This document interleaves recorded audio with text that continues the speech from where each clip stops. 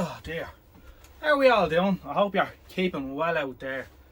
So, what I'm supposed to be doing is tidying the place up, but of course you have to make a mess before you can tidy, so I'm sorting through things. Now this seems to be a common theme, but we're getting there. I've all George Donaldson stuff in a blue box here, which I'll show you in a minute. But of course, I'm easily distracted. I'm being easily distracted.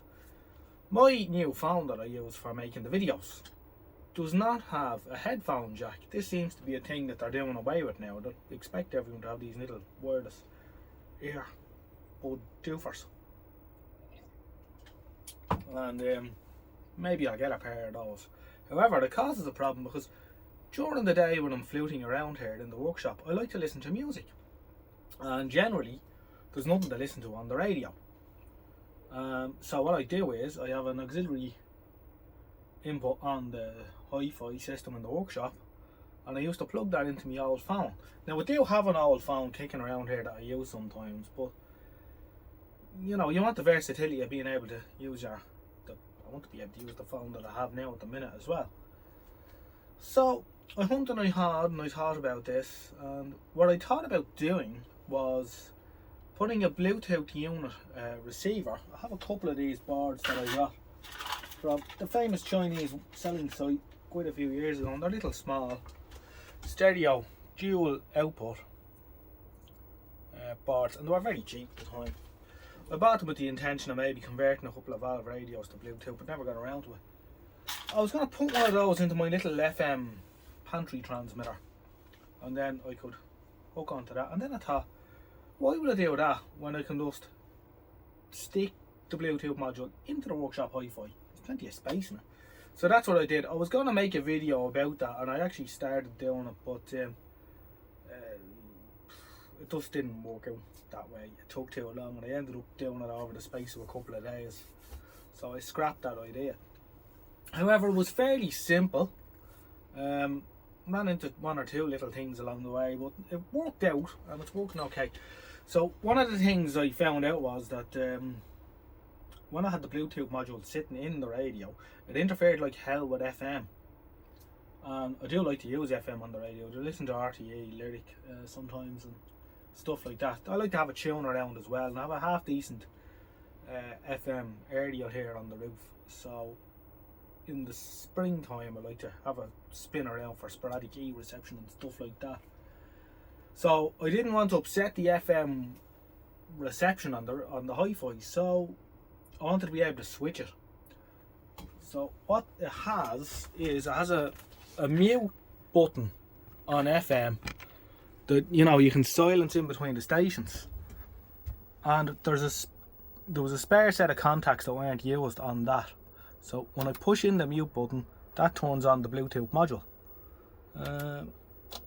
And I got the power for the module off the dial lamps. I halfway rectified the supply to the dial lamps. It only draws 20 milliamps, maybe 30 milliamps on peak.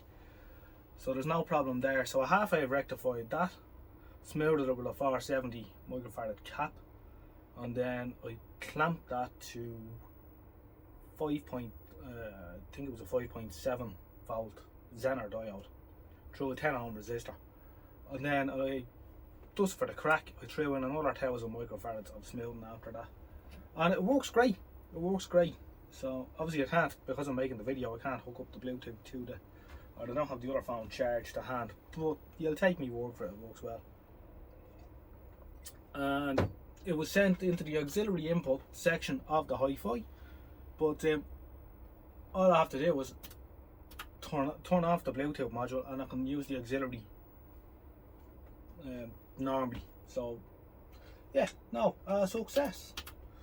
So that's what I was at today. I have this lump of dirt here at the minute on the bench, but I was thinking, I'm looking around now, the place is not a mess. I'll give you a little look, but don't give me a hard time over the state of the place. As I say, we are getting there, we're packing things up and sorting them out. I was looking at something that is a bit forlorn, so I was just going to revisit it. You know, as I say, the place is in a bit of a mess. However, this is my old friend, the rubbishy Bush A774 A774, and you can see the back is off it. I actually nicked a couple of valves out of it a while ago. So what I want to do is I want to dig him out of there, throw the valves back into it, and see can we get it going. So what I'm going to do now is I'm going to get my elbow and push it out of that crap to the left hand side, and then I'm going to bring in the A774 and try and stick it back together. Right, I have it up on the bench and finally dug it out of its little resting place there, and it's probably sitting there over a year now, so I'm just interested to see what I nicked out with in the meantime while it was sitting there. Rag seems to have fallen into it at some stage as well.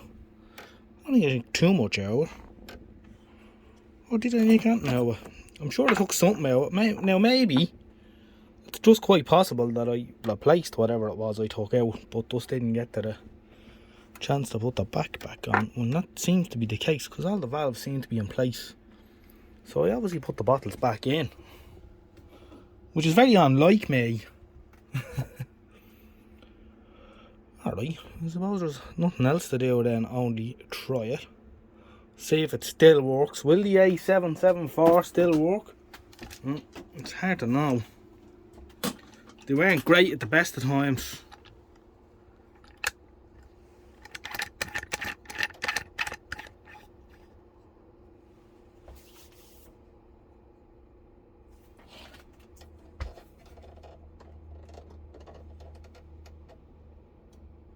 Yeah.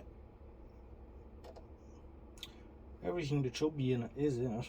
So I'll screw the chassis back up.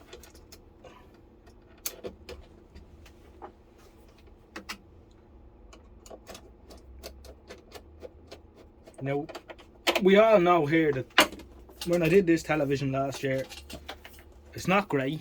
It's not a wonderful TV set by any stretch of the imagination, but it was working. So we will see. I'm a little optimistic, so I'll plug in the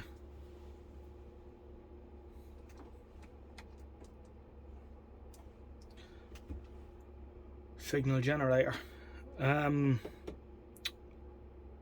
no test card at the minute because I gave someone a lend of my DVD player that I had here with the test cards in it, and only today I routed out this DVD player, which I need to hook up. I haven't got around to doing that yet, but we'll have some grayscale bars and other things to look at. Right, she's plugged in. I'll switch on.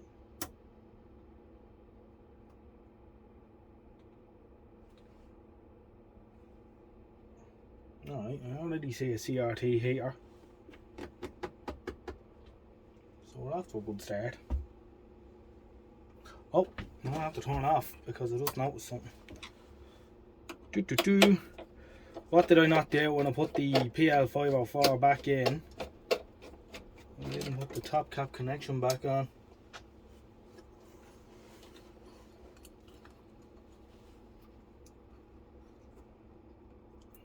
Should be a long time coming on without that. Right.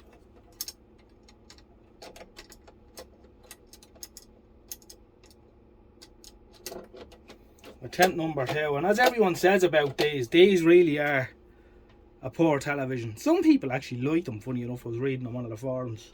1 or 2 people like them, but they pale in comparison to what came before them. I would say, oh, it's that long ago since I was at it. I'm just looking at the side over here, and it says tube boosted 6th of the 11th 18. Do I have it that long? Dear oh dear. Alright, let's go for gold.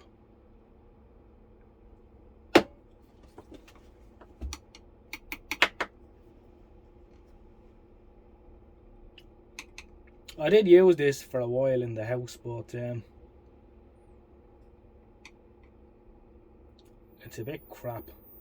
Ha! Up she comes. Well, how do we fall out with that?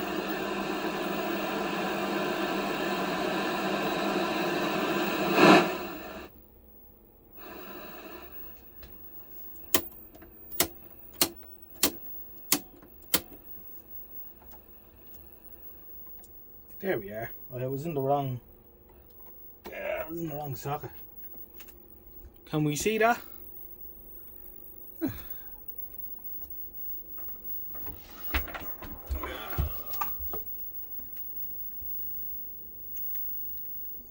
Not bad. No, the tube isn't great anyway.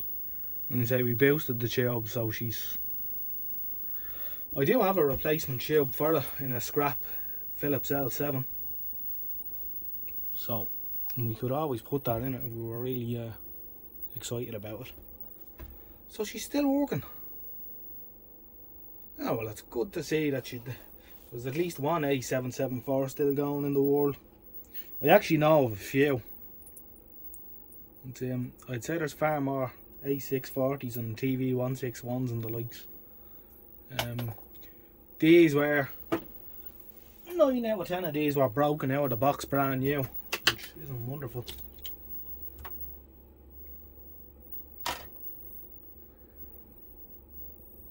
They're, it's not what you'd call a crisp set.